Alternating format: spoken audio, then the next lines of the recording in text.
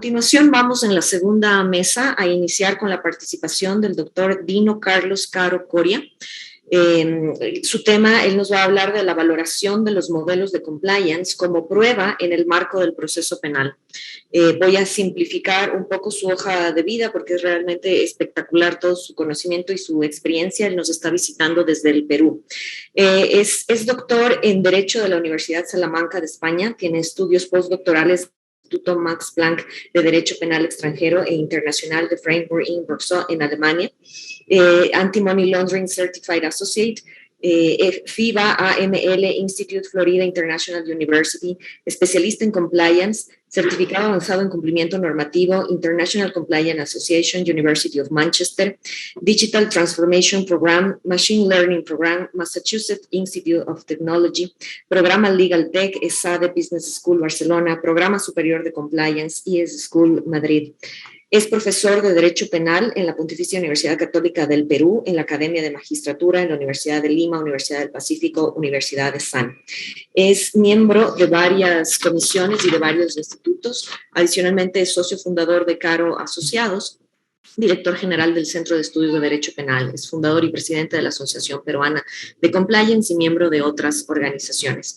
Adicionalmente es autor de múltiples libros y artículos especializados en materia penal, proceso penal y compliance. Sin más que decir, luego de esta impresionante hoja de vida, le damos la palabra al doctor Caro Coria. Bienvenido, muchísimas gracias. Muchísimas gracias, Margot, también a los organizadores por la invitación. Y como no hay tiempo, vamos directo al punto, ¿no? Voy a compartir una pantalla para tratar de maximizar el tiempo tan escaso que tenemos, ¿no? Voy a tratar el tema relativo a la prueba del compliance, y esto por oposición, ¿no? ¿Cómo opera esto dentro del Common Law versus el Civil Law, ¿no? Si vemos, digamos, los modelos que existen en el derecho comparado sobre la responsabilidad penal corporativa, vamos a encontrarnos con tres formas, ¿no? Primero, los llamados modelos de autorresponsabilidad, donde supuestamente se va a sancionar a la persona jurídica por lo que ella hizo o dejó de hacer. Ese para mí es un modelo ideal y lo diré luego con detalle. Versus ese modelo, el 2, tenemos el sistema de heteroresponsabilidad, responsabilidad vicarial, responsabilidad estricta, el strict liability, ¿no? Sistemas, digamos, de responsabilidad por espejo, del link el individuo, del link la persona jurídica. Y luego tenemos lo que yo creo que impera en Latinoamérica, podríamos decir incluso Iberoamérica, que es el modelo mixto o de heteroresponsabilidad atenuada. Rige a partir del modelo italiano que ha sido exportado a España, y de España pasó a Argentina, Perú, en Chile en parte en México, pero también ha llegado a Ecuador, también ha llegado a Bolivia. Es un modelo en el cual se toma elementos, particularmente dos, del modelo de autorresponsabilidad, del modelo de heteroresponsabilidad vicarial, del modelo americano, y se le añade uno propio que tiene que ver con la ausencia de compliance. El modelo 1 es el modelo que se defiende mucho en la doctrina, pero lo que plantea problemas desde el punto de vista jurídico, dogmático, es que el llamado modelo de autorresponsabilidad de cara, digamos, a un sistema como el romano-germánico, me refiero a países, estados, sistemas tributarios del principio de culpabilidad, no es posible pensar en un sistema donde la persona jurídica responda per se, porque ello nos llevaría, por ejemplo, al modelo del llamado homicidio corporativo inglés, ¿no? Esto funciona tipo un output y output, ¿no? El input, hay un incendio, mueren personas, y como dicen los americanos, hay un daño, alguien tiene que responder. Output, responsabilidad penal. Puramente objetiva, responsabilidad estricta. Ese sería el modelo. Pero es un modelo que no se puede aceptar acorde con el principio de culpabilidad. Luego hay ensayos diversos, ¿no? A nivel doctrinal, incluso jurisprudencial, especialmente en España, en torno a la llamada autorresponsabilidad fundada en la falta de compliance, pero con el problema de que siempre está conectada al individuo, lo cual nos lleva en verdad más que un modelo de autorresponsabilidad, un modelo mixto, ¿no? Bueno, en el sistema americano esto fue, digamos, establecido como tal a nivel federal, ojo, no a nivel, digamos, de los tribunales inferiores, en una sentencia que tiene 112 años, ¿no? La sentencia de la New York Central Anheuser Railroad Company, un caso de derecho penal de la competencia. El Tribunal Federal de los Estados Unidos por primera vez asentó la doctrina de que la responsabilidad penal de la empresa es la misma que emana el derecho civil. Se exporta o se importa, según se quiera ver, del derecho civil al derecho penal, la doctrina del responsable es superior, ¿no? Se acepta en consecuencia esa forma de responsabilidad. ¿Responde el individuo o responde la persona jurídica? Pero claro, llegar al compliance con estos modelos, donde todo el mundo dice compliance es básicamente un modelo americano que fluye de la FCPA, nos llevaría a pensar de que hay una norma, ¿no? Que hay una regla que lo recoge como tal. En Estados Unidos, ¿no? La noticia, no hay esa norma. Ese modelo del eximente, de la que se ha venido hablando en las conferencias anteriores, es un modelo italiano, no es un modelo americano. De hecho, en el sistema americano, el compliance hasta podría tener ningún valor, ¿no? Si nosotros vemos el Justice Manual, la sección 9, 28.800, parte A de los General Principles, si ustedes leen en la parte final, lo que nos dice en buena cuenta es que, según la naturaleza de los crímenes, puede ser que conforme, digamos, a las políticas, ¿no?, de persecución, conforme al derecho nacional, se prevea la necesidad de perseguir a las corporaciones, pese a la existencia de programas de cumplimiento. Es decir, es la antítesis de lo que se pueda creer. Esto de que los Estados Unidos te excluyen siempre si tienes un compliance eficaz no funciona en virtud de una cláusula de exención. Lo que pasa acá es una cosa completamente distinta. Lo que pasa es que el 91% de los casos concluyen con una declination. En el caso de las grandes empresas, el 91% de los procesos concluye así, no hay una motivación de parte del fiscal, y el mejor ejemplo práctico es el caso Morgan Stanley.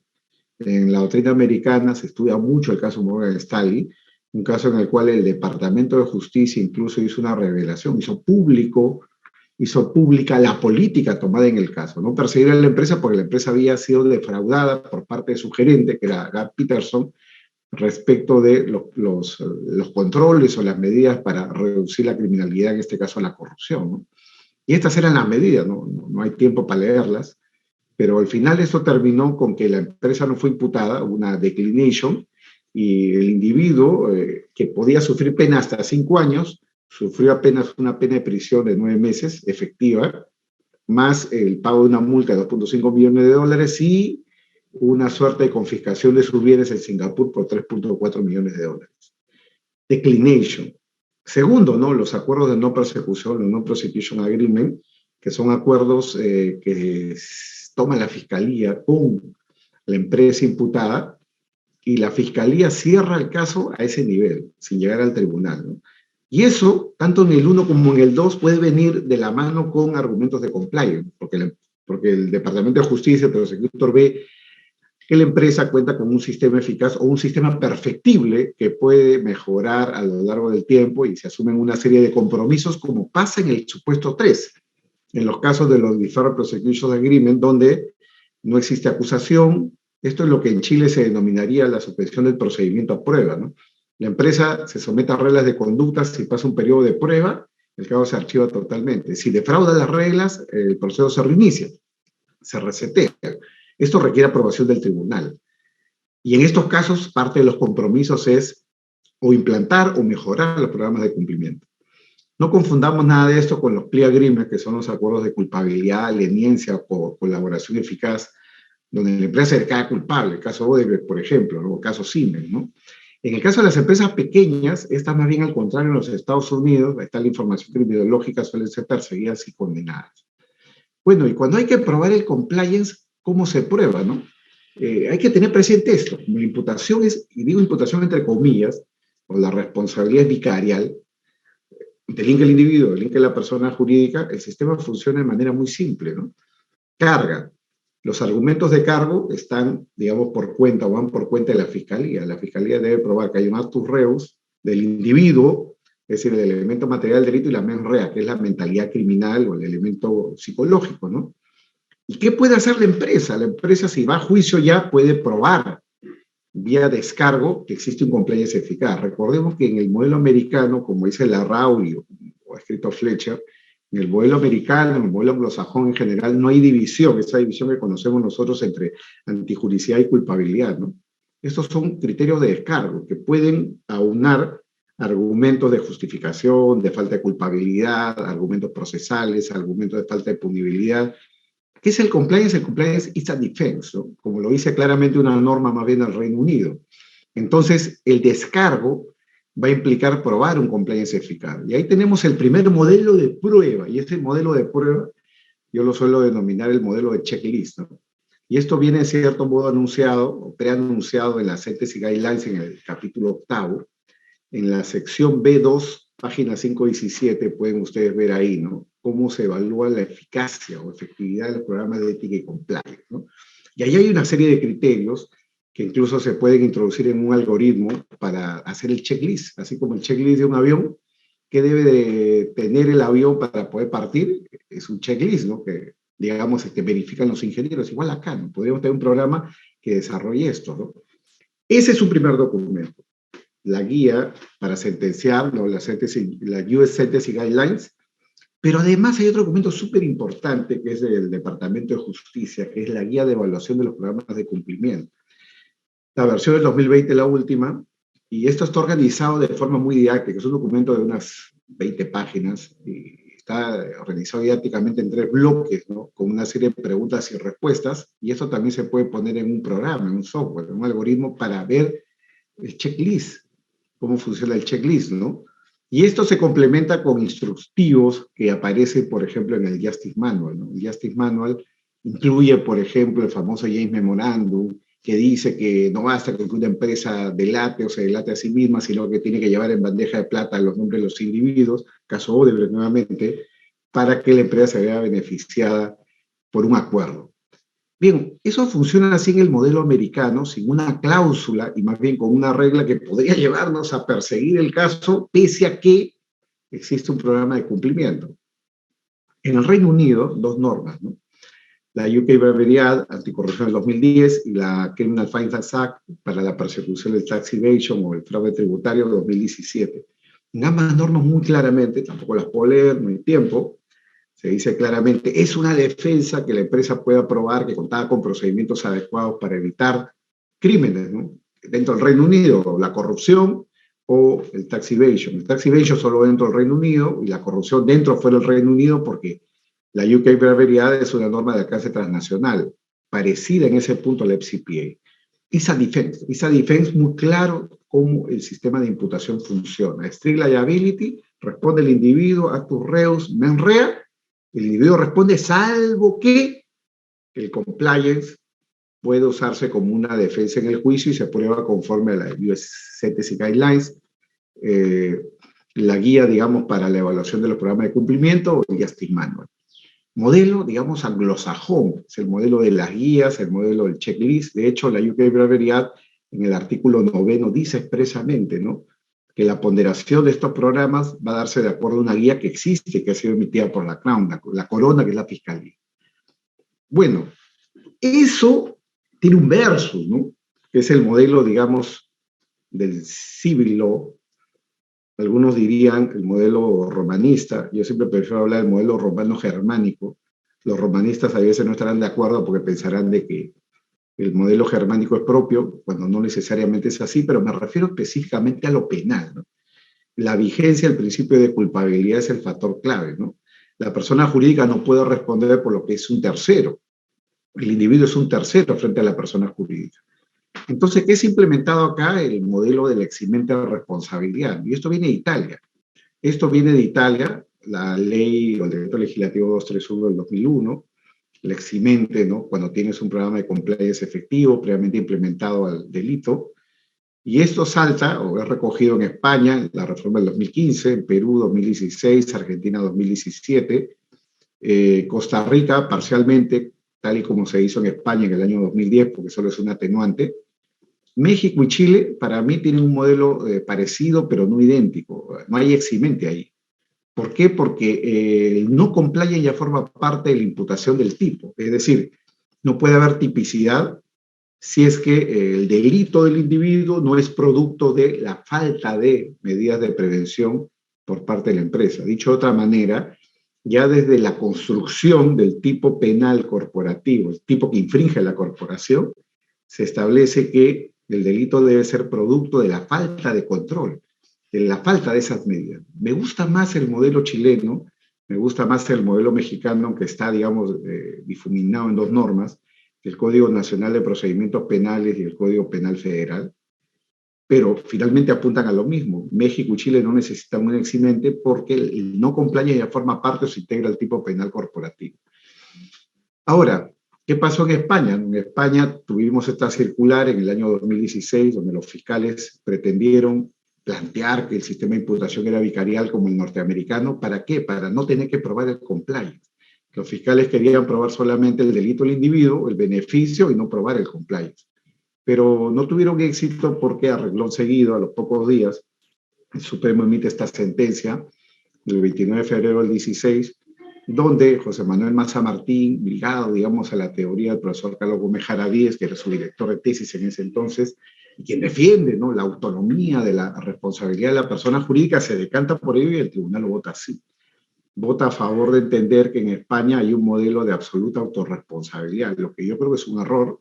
Lo he dicho en varios foros, ¿no? Esta vez creo que el modelo español y el italiano son modelos mixtos. ¿Por qué? Porque no renuncian al individuo. Si vemos incluso esta sentencia del 2017, también del Supremo Español, parece una suerte de manual, ¿no? Dice, se requiere tres cosas para que una persona jurídica delinca: el delito del individuo, el provecho o beneficio, y por otro lado la faz negativa, que es la falta de esos controles.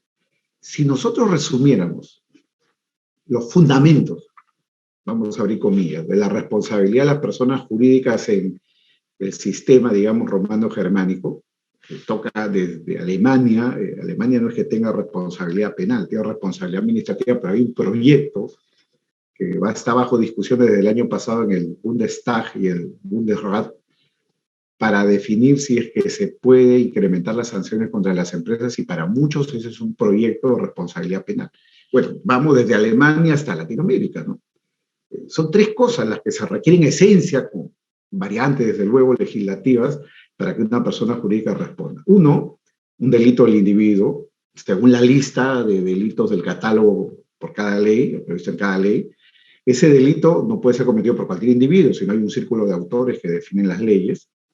Dos, el provecho o beneficio. El 1 y el 2 aparecen tal cual en la sentencia americana de 1909. O sea, el 1 y el 2 son herencia absoluta del modelo vicarial.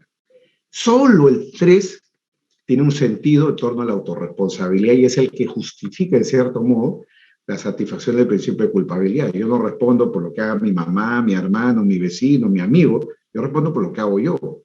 Oye, delinquió el individuo, punto 1 y punto 2. Bueno, grandes razones para perseguir al individuo. ¿A mí por qué me vas a perseguir? Bueno, por el punto 3, porque no tenías compliance. Es más fácil robar en una casa que no tiene controles ni medidas de seguridad, no tiene alarma, no tiene cámara, no tiene ofendículos, no tiene cerco eléctrico, a una casa que las tiene. Evidentemente es más difícil robar. Es una suerte de participación omisiva. La persona jurídica favorece el entorno criminógeno, la persona jurídica cumple su deber de garante de prevención de delitos o externalidades en general al no implementar medidas de prevención. Entonces, el concepto del hecho propio de la persona jurídica tiene que ver con el punto 3 y no con el 1 y el 2.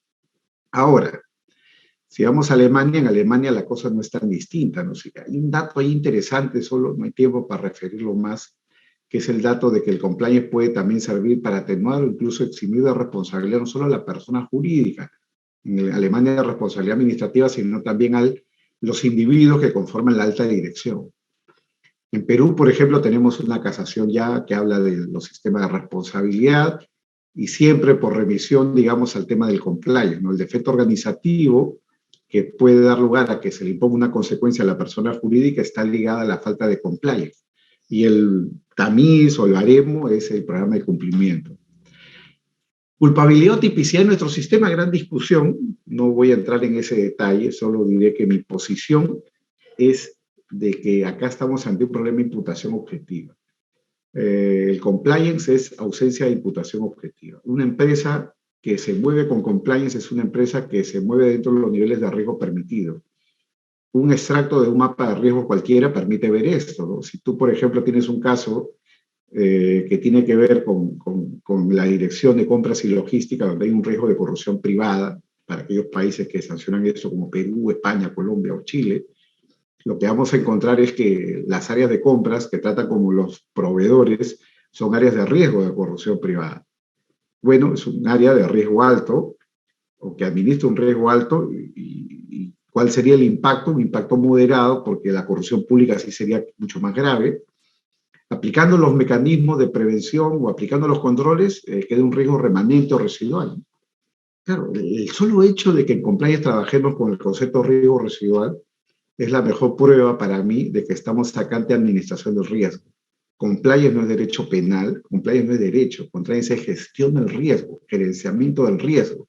La administración del riesgo será penal en caso de que tengas un programa de criminal compliance, no penal en caso de, por ejemplo, un programa de tax compliance, ¿no? Entonces, no hay riesgo cero. De hecho, la propia ISO 37001 dice claramente que cumplir con los procedimientos no garantiza la no corrupción en la organización, precisamente porque el riesgo cero en compliance no existe. El riesgo cero cuando manejas un coche en la carretera no existe. Puede haber un muerto en la carretera, puedes atropellar a alguien y no responder penalmente si es que has estado conduciendo dentro de los niveles de riesgo permitidos. Esto abre, a mi juicio, un espacio para una discusión, y ya voy terminando, de tipo cualitativa, ¿no?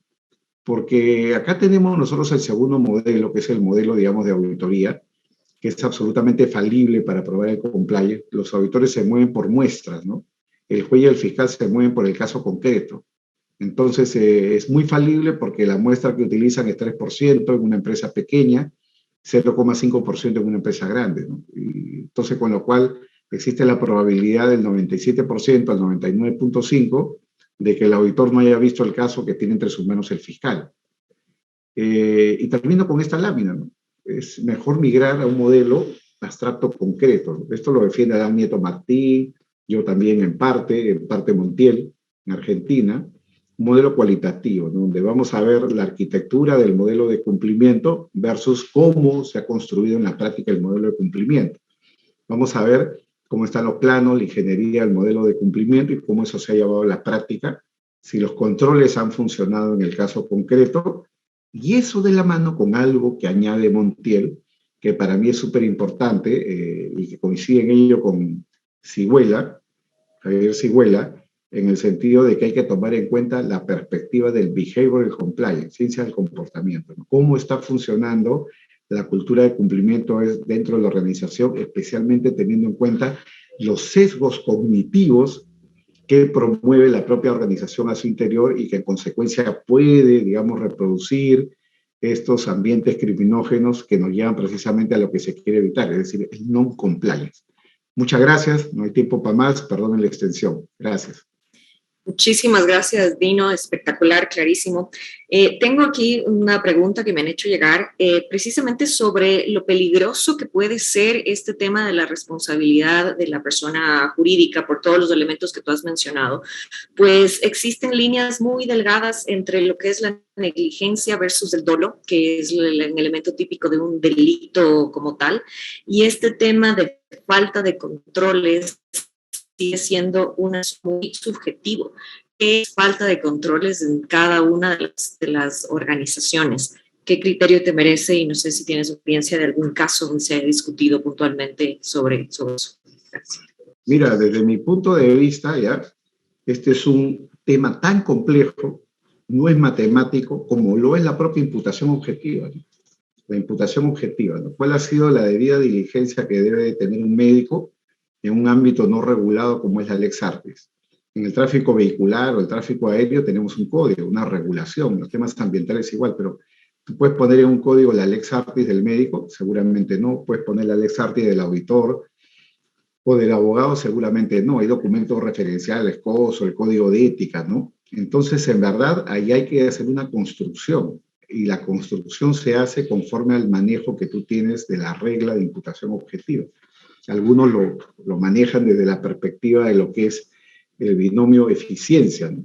Eficiencia, digamos, versus lo que algunos podrían llamar paternalismo, ¿no? Paternalismo versus libertad, finalmente, ¿no? Pongo más controles, menos controles. Un ejemplo, ¿no? Hay organizaciones donde se exige a los privados que solamente se reúnan con funcionarios de a 2 personas. Y una vez que se reúnen, tienen que ir a la empresa y llenar un formato de qué se trató la reunión. ¿Es eso violatorio de la libertad o está bien? Más paternalismo, más reglas, más libertad, menos reglas. Otra, ¿no? Empresas que tienen la regla, política de regalos cero, ni un lapicero, ¿no? Cero. Otra regla, ¿no?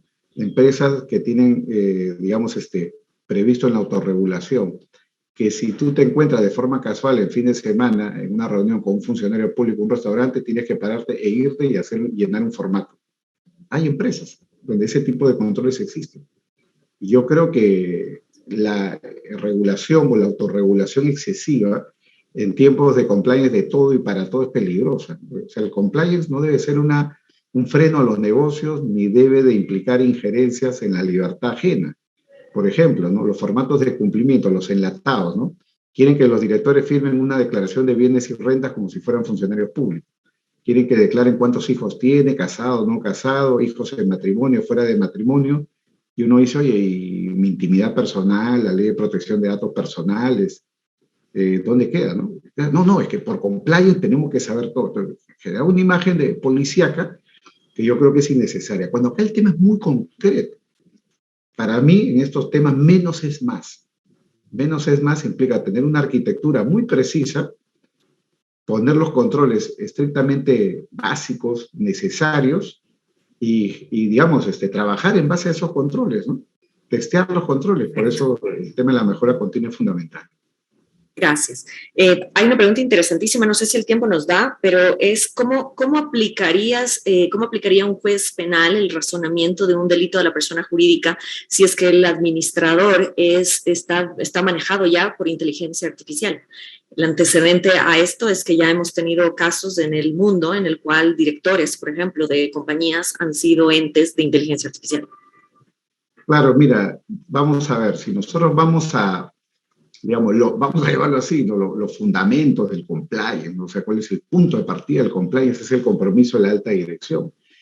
Y si la alta dirección fracasa, evidentemente, premiar a la organización con un eximente de responsabilidad puede ser exagerado. Lo menciono porque la OCDE, en las visitas mutuas que ha realizado a varios países, está, no sé si la palabra es pidiendo, solicitando o exigiendo o presionando por reformas legislativas para eliminar la eximente en caso el delito haya sido cometido por una persona que forme parte de la alta dirección, sea apoderado, director, representante, miembro de la Junta de Administración, es decir, que tenga un poder dentro de la organización, en el sentido de que, oye, es contradictorio con el compliance, no puedes decir que tienes un compliance eficaz si la fuente del problema es la alta dirección. Yo creo que ese es un error.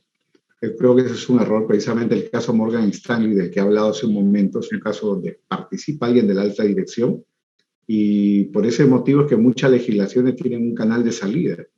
Si la empresa está en compliance y el individuo, digamos, defrauda los controles, conociendo los controles, es exactamente igual que el policía que tiene que custodiar un banco roba, ¿no? O el cajero que tiene que custodiar el dinero del banco en efectivo roba, exactamente igual. ¿Por qué vamos a sancionar de ello a la organización si los compromisos están escritos? No estamos en la Unión Soviética, ¿no? No estamos en un sistema en el cual todos tenemos que vigilarnos y convertimos la empresa en un estado policial. Pues eso no podemos hacer. Lo que tenemos que acá es señalar y tener muy claro, es que el compliance no es riesgo cero. Y ese riesgo que no es cero se proyecta incluso sobre la alta dirección.